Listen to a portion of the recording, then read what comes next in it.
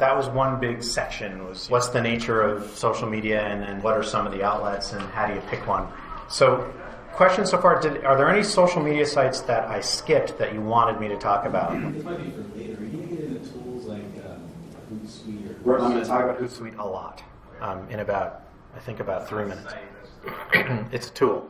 It's the tool that I'm going to talk about where you can take all the different networks you're managing and put them in one place. So you don't have to be handling, jumping from Facebook to Twitter to LinkedIn to whatever. You can just do it all in one place. You mentioned Pinterest, and it sounds like some people rave about it, some ran. I think the strength of Pinterest is how easy it is to use. It's so easy to post lots of photos and images up there, and we have retail clients who are making real money from Pinterest. Like actually earning more money from that than you do from Facebook, and Pinterest always links back to the target site unless you do some hacking around with it. So, there's some form of attribution in the form of a link, whereas on Facebook or someplace, somewhere like that, it's very easy to break the chain of attribution. Now that Instagram is going to be part of Facebook, we'll see what Facebook does to keep up with that. Instagram is unique in that they have such a big following and they acquired it so fast. Pinterest is going to have to acquire a lot more followers, a lot more members, users, if they're going to stick around and be acquired by someone, because they have no revenue. Do you have any thoughts about Vimeo? Okay, so Vimeo, just for folks who don't know, is sort of a premium video streaming service. If YouTube is the one that everybody uses to put their videos online, Vimeo is one where you can pay a very small amount, $5 a month or something. You can then upload 5 gigabytes of video a day. It gives you a player that you can embed in your website that doesn't have all the YouTube junk in it. If you embed a YouTube video in a site, there'll be a playlist at the end that links to other videos on YouTube that may not be yours. There'll be advertising that shows up, all that kind of stuff. Vimeo really gives you much more control over that. It doesn't come close to the size of YouTube. For all of our clients, and for what we do, I usually say, put the video on our site using Vimeo because it lets us control the quality. But we put it on YouTube as well. You have to put it on YouTube as well. Again, it's the second largest search engine on the internet. You can't not be in there. Other questions? Are there any Microsoft or Windows versions of social media or networking that are noteworthy? If Bing had a venue to do questions, or if I know Bing is revamping its social. Well, Bing does own 5% of Facebook. That's a pretty big Microsoft play right there. And yes, they are integrating Facebook very tightly into Bing search results. Very tightly. And that could potentially be the thing that gets them at least a little bit closer to Google. The problem with Bing is that their search algorithm has not yet caught up with Google's sophistication. And until they do, the problems of spam and poor search results are going to get progressively worse for them as they get a bigger market share, and they're going to be much worse off than Google should they ever reach Google's market share, which is that's the ceiling they're hitting right now. So the big question you have to ask yourself when you're trying to decide which networks to be on is, where do your customers go? And that is unfortunately not a question I can answer for you. You have to kind of look around. And your friend for this is generally going to be Google. You're going to go and use a search engine of one kind or another to kind of figure out who sort of fits where. One really good example is we work with a realtor in Northern California who really kind of rules his market right now because of his grasp of social media and his site and everything else. And he actually uses LinkedIn. He gets a lot out of LinkedIn because that's a big potential audience for him. As far as structure, I wanted to give you a picture of how I kind of see this working. So if you're working with multiple social networks, if you're working with Facebook and LinkedIn and Twitter all at once, the way I see it is you're using Hootsuite as your tool to post to all these different places. And this is a very typical set of accounts. I would say 90% of the people I work with end up with these 3 accounts as their primary social media presences. Google Plus, maybe Path. And then I'll use other tools like Quora or Instagram to kind of support those other social networks. So remember I said Quora now integrates with Facebook. So if I post to Quora, I can have it also show up on Facebook. Instagram, if I take a photo with Instagram, I can have it post to Twitter and to Facebook automatically. Before you said it was answering questions, right? So you answer the question, And what goes to Facebook? My answer with a link. So it will go back and say, I just answered the question titled blah, blah, blah, and there'll be a link there. People can click it and go back to Quora and see.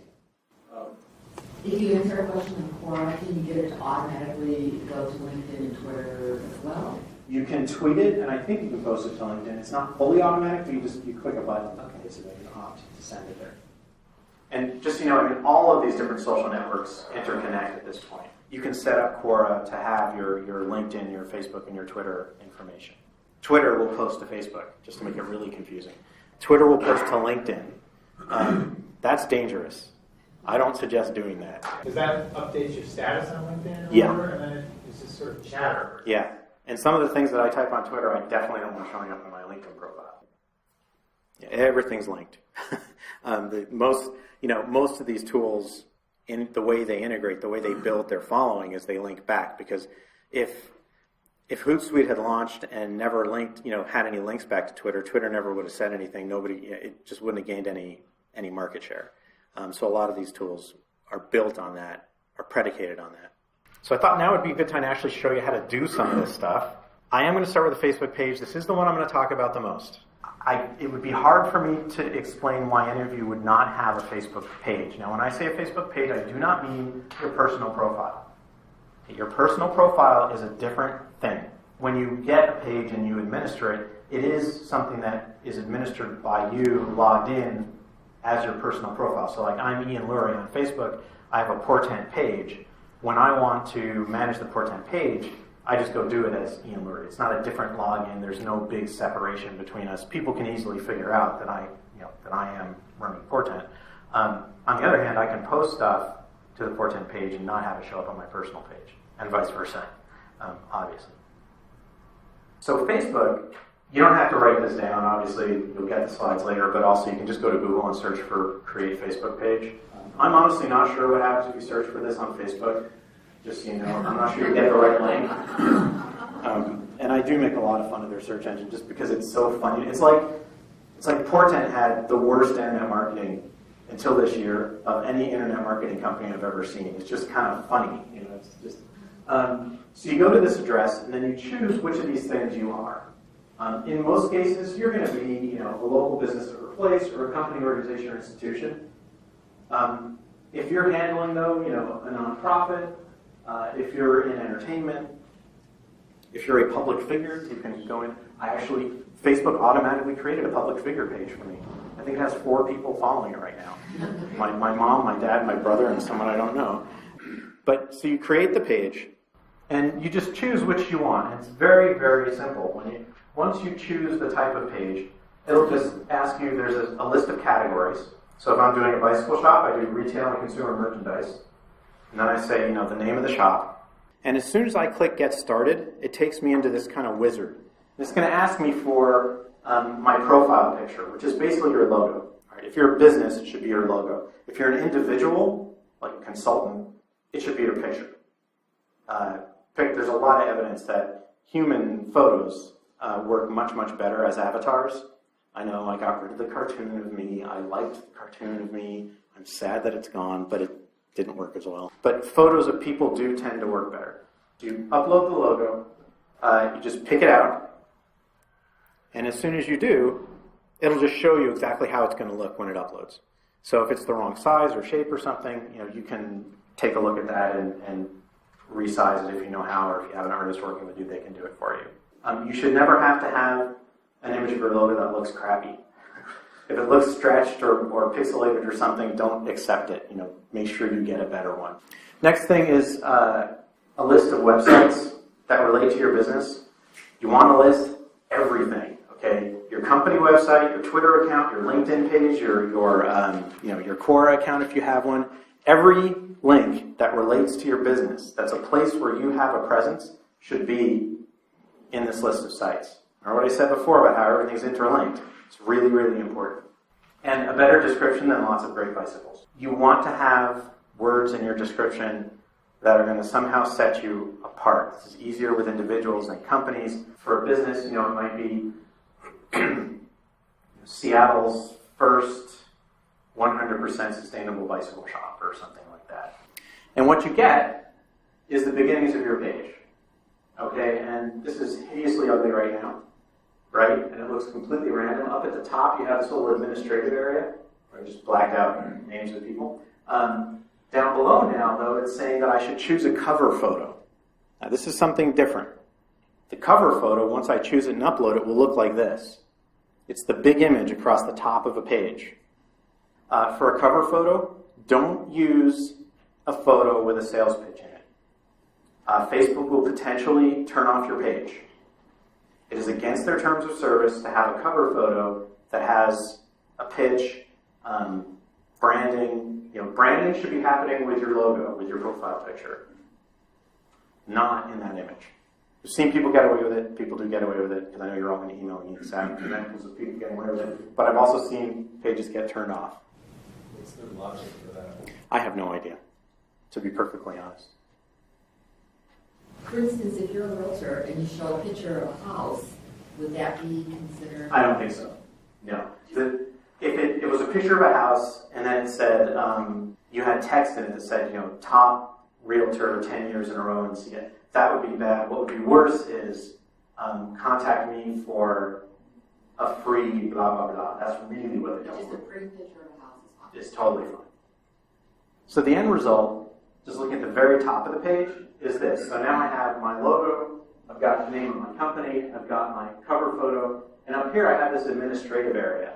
Most people won't see that, but it lets me see statistics, it lets me see how many people are actually using the page, and it lets me edit things. The next thing you want to do is add milestones. This page is now called a timeline. That's what Facebook is calling them. It's really important. You can provide a full history, including going previous to the day you created the page. So you can put the full history of your company on this timeline. And that's a milestone. And when you post a milestone, you just say, and it'll suggest some of the basic ones, like, your company was founded on a certain date. And you put that in when you save it, it will then just show up in your timeline as, founded on this date. So here's an example of a timeline. This is not a great timeline. So, you're opened in 2002, hired the first employee, won the Tour de France in 2009, July, even though it ended in August that year. Do include images with your timeline photos, in case you're wondering why we're so excited to be moving to Smith Tower. You can also do things with photos. This is one feature I want to show you. You can create these things called highlights. So you can take, usually the timeline is 2 columns, and everything's just kind of run together. But you can stretch something. So you see up at the top here, there's a star. Because I was rolling my mouse over it, it says highlight. When I click that, it's going to make that full width. It's going to occupy both columns. And it fills the entire width of the page, and it makes it really stand out. So as you add things to your timeline, and you'll do this constantly, anytime you do a status update, it's going to end up in your timeline. If you add something really significant, you can make it a highlight, it then spans the whole page. So that's the very basic Facebook page 101. So next up is Twitter. Twitter is considerably simpler in a lot of ways just because you can't do as much with it.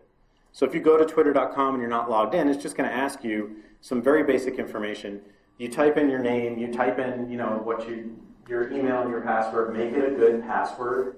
There have been Twitter accounts hacked to horrific results.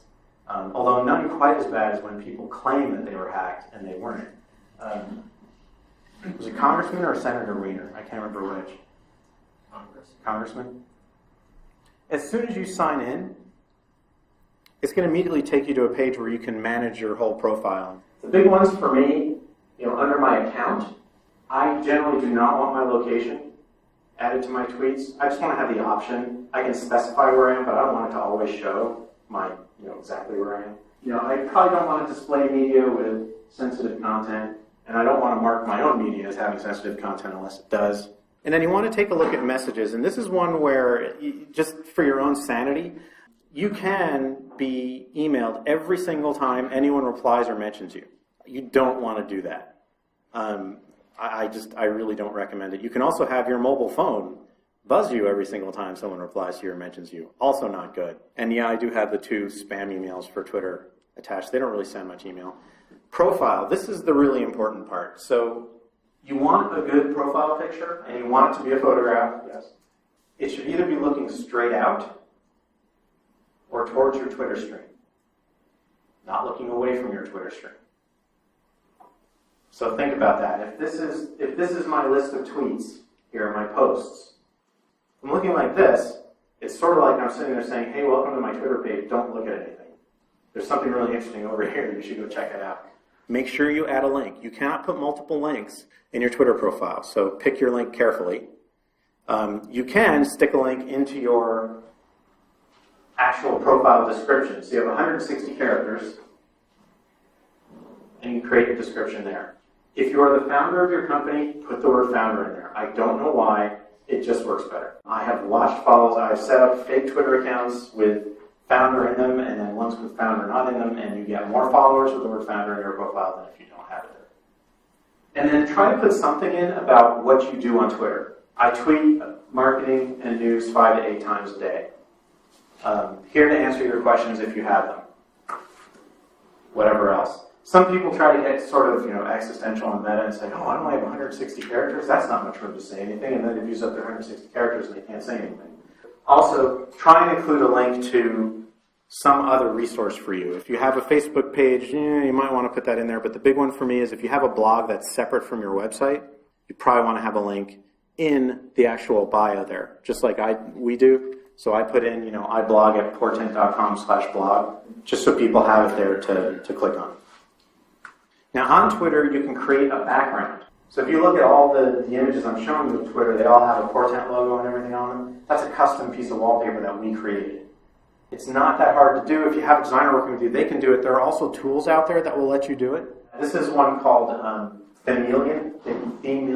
It's the one that Twitter recommends. It just lets you pick different things that you can post directly to your Twitter profile. So if you're logged into Twitter when you do this, you can pick how you want it to look, different colors. You can at least pick company colors and things.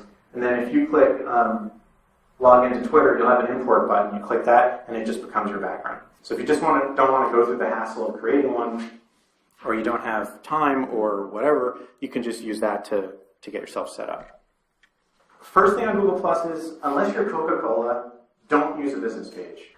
The problem with business pages for me is they don't interact the same way that personal pages do on Google+. So Google+ has this thing called circles, and I'm going to talk about this more in a minute, but I'm going to give you the full description of it now. You can group people very easily on Google+. So when you pick someone that you want to follow, you put them in a circle. Like I have one circle that's called the SEO gang, and I have another one that's friends, another one that's business people. And I can separate those circles. You can put people in multiple circles, but you organize them that way.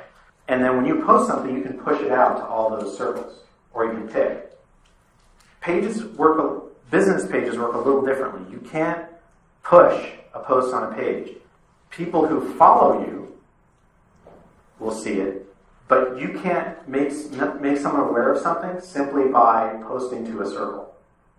It's a really subtle difference, but you can't do any form of broadcast as a business page on Google+.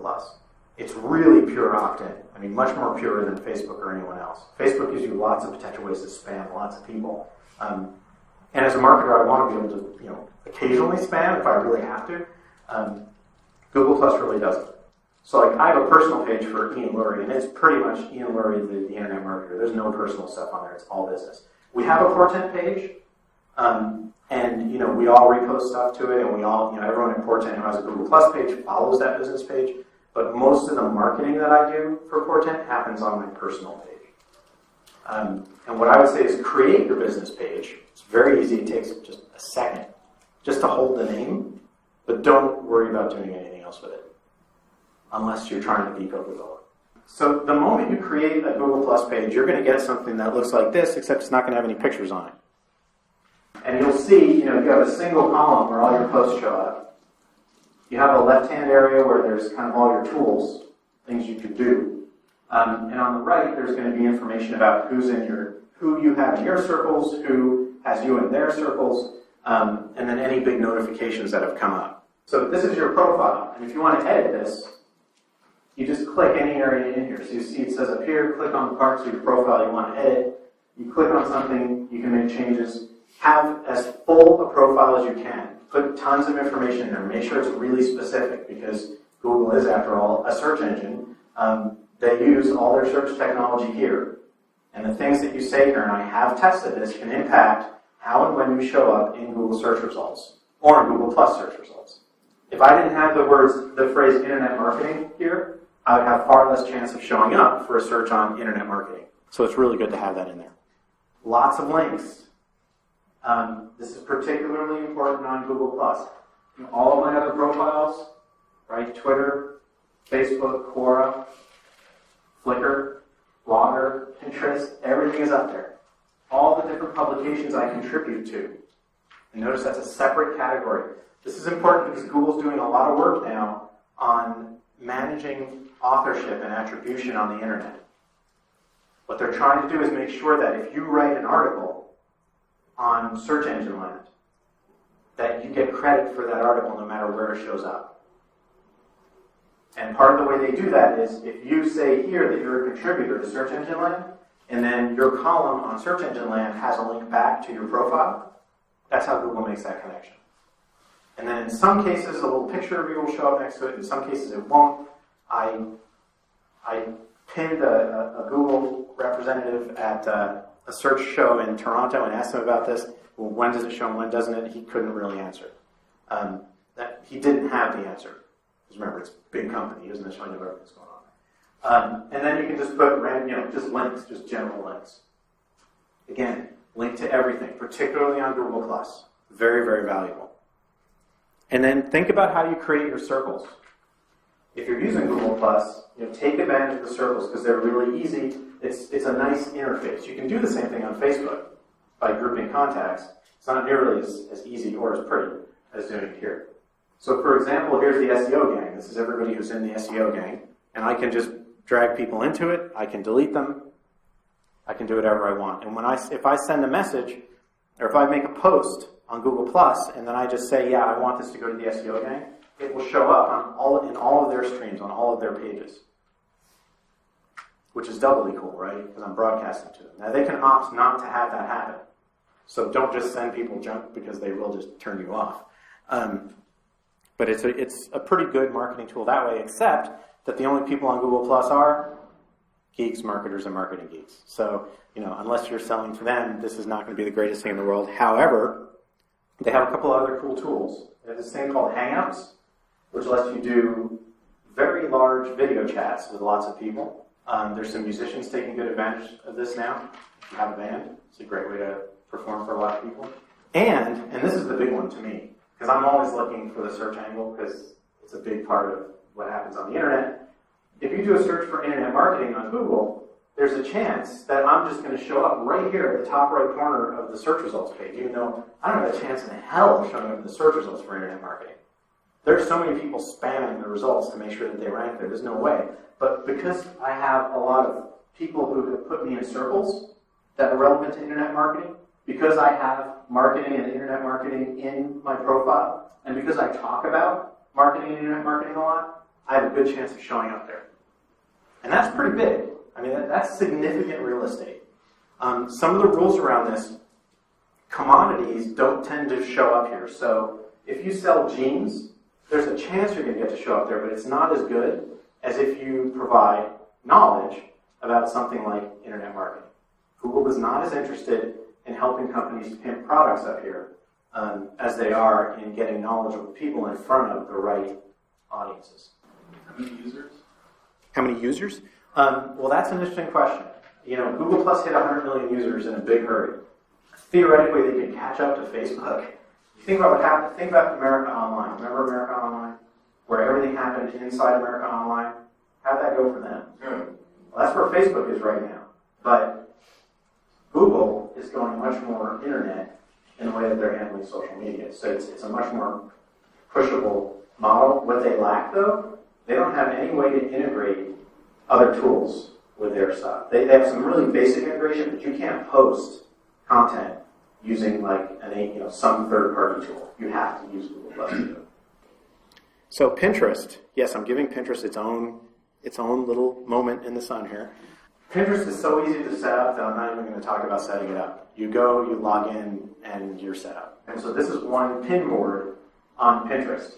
And I created one that's just all about all the different infographics I see that I like. And I just pin them up there. And you know what? I don't even care if other people see it. I'm doing this for the most part for my own use. It's just a way for me to bookmark stuff and save it for later. So yeah, a lot of these sites have connectors to Google. Mm-hmm. Any opinions on that and privacy and lots of apps for all connecting? If you're using any of these sites, you have no privacy, so I wouldn't worry about that. That's the first thing. Again, the big thing to watch out for is the accidental cross-post. I will generally interconnect everything. But I'm a lightweight. If I have one beer, I can't even use my phone to post anything to social media, so I don't worry about, making a stupid post. Or accidentally posting a personal thing online. It's just not something I have to worry about. I'll show you some horrific examples of people screwing that up at the end today. But Pinterest, for example, I can integrate with Facebook and Twitter, and I absolutely encourage you to do it.